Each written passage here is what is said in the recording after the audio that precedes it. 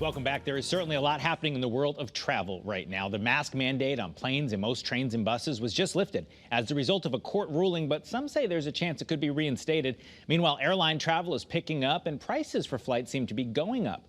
Here to give us the lowdown on what we can expect this summer is well-known and highly respected travel journalist Peter Greenberg. Peter, thank you for being with us here on CT22. I want to start with that mask mandate. We saw those dramatic videos, announcements being made on planes in mid-flight, some people ripping masks off in celebration, others a little weary about it. What does it mean for summer travel? Well, it's just one more thing to add to the mix, and it's getting crazier, and we're not even near summer travel right now. Let's just talk about the mask mandate being lifted. Even though the federal government has said they're going to appeal it, that order still stays in place, not just for planes, but for trains, buses, and much other things like subways, depending on your municipality. Then that's all taking place at a time when we have a sort of inverse relationship between growing demand, which is almost happening exponentially. Everybody wants to travel, and decreasing capacity because the airlines, the hotels, the infrastructure at the airport, even the TSA cannot find the staff to support the new rush of travelers. It's getting messy out there. Just about a week and a half ago, I was going from New York to Cleveland on a flight that supposedly lasts an hour and a half. And the lines were so long at TSA because they didn't have the staff, but the planes never departed because flight crews turned around at the departure time and realized each one of those flights was short about 70 passengers. They were still stuck in line. So the cascading effect happened. By the time those planes were filled and pushed back from their gates, everybody missed their connecting flights. This was not even close to summer. So you can imagine what's happening right now. Well, and in our part of the world, Peter, we just got off of the April break for many students, and I heard stories anecdotally of parents having to try to reschedule hotels and things as flights change. So I've heard you call it the perfect storm with all these problems. So is there a solution in sight? Should maybe we have some better news by summer, or is this likely to just continue? This is probably going to continue through Labor Day, and for an important reason. They still don't have the staff. You can't just train a pilot overnight. Same thing for flight attendants, same things for maintenance personnel, TSA agents, and hotel staff.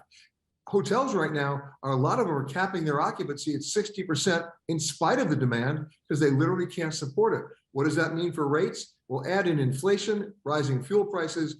Airline fares in some markets have gone up 4 times in the last 3 weeks. And in fact, some of them gone up 400%. Hotel rates, they're at or above what they were getting in 2019. And people don't have a choice right now because the capacity is limited.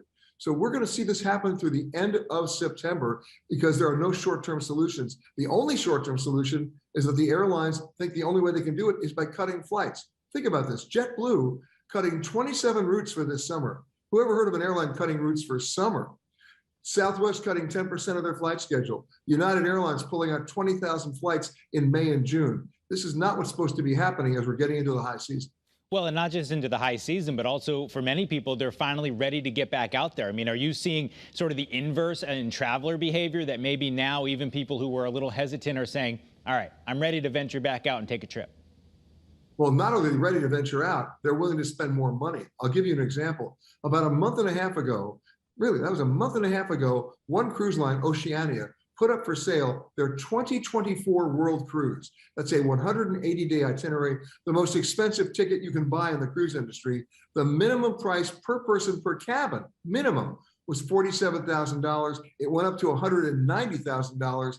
Fasten your seatbelt. That cruise sold out in 30 minutes. Wow. Wow, they're going to be, I think, probably looking for some more ships to add another sailing of that. I want to ask you about something we've talked a lot about on this show is some new airlines to the scene. Here in Connecticut, we have a new airline, Breeze, flying out of Bradley, Avelo's flying out of Tweed, New Haven. They're announcing new routes. And you were talking about JetBlue and Southwest pulling back. How do these new entrants to the industry affect things? Well, because they have a different model. Their model is to fly between 2 cities that are each underserved without going through a major airline hub. It's a great concept. They're not flying every day on those routes. They may be only flying twice or 3 times a week. That's how they can keep the fares low. And right now, those introductory fares are like $39 and $49. If you think about how much time we spend connecting in hubs to go between 2 secondary or tertiary cities. If they can make that happen between Grand Rapids and Myrtle Beach without having to go through Atlanta, count me in. And I think a lot of people are saying the same thing here in Connecticut. If you are looking to book something, do you have advice for people? Is there a way that maybe they can avoid some of this bottleneck, worry about canceled flights and routes changing and things like that? If you're looking ahead to the summer and saying, I want to get those tickets now, what advice do you have? Well, there's two things. One is price and one is tactics. Let me give you the tactics first. Try to book the very first flight of the day. That's not the most innovative advice, but I'm going to add something to it. When you book that first flight of the day, call the airline and ask them if the airplane assigned to your first flight of the day came in and overnighted at your airport the night before. If it did, you have a reasonably good chance that the crew stays with the plane and you'll actually get out.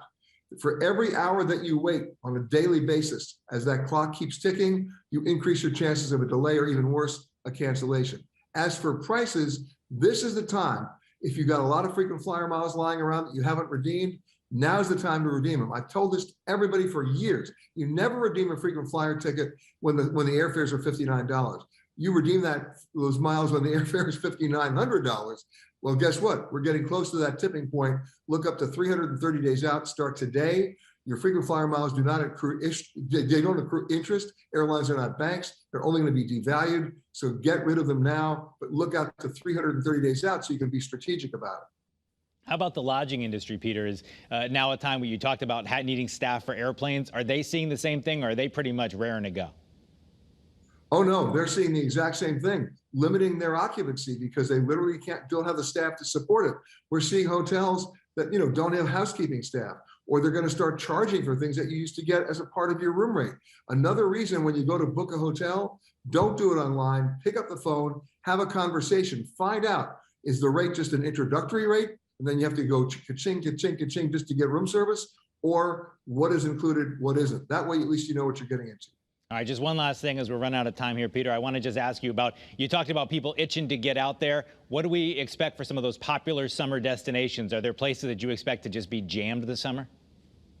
Yeah, I mean, take a look at a place like Portugal if you're going overseas. That's going to be jammed. Iceland, jammed last year, jammed this year. So try to be a contrarian. Go to Greenland this summer. By the way, that's the time you go to Greenland.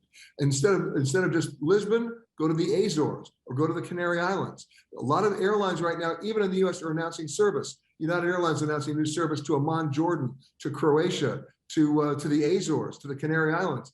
That's a good place to look because when you get in early, you get a chance to enjoy it without, standing in line. All right, well, you heard it here first. Book your summer trip to Greenland. Tell the kids Peter Greenberg thought of it, and you'll be very happy spending summer vacay in Greenland. Peter, thank you so much for being with us. We appreciate all the advice. If you want to get the latest on what's happening with travel around the world, you want to check out Peter Greenberg's website. It's petergreenberg.com. From time to time, he also answers travel-related questions on his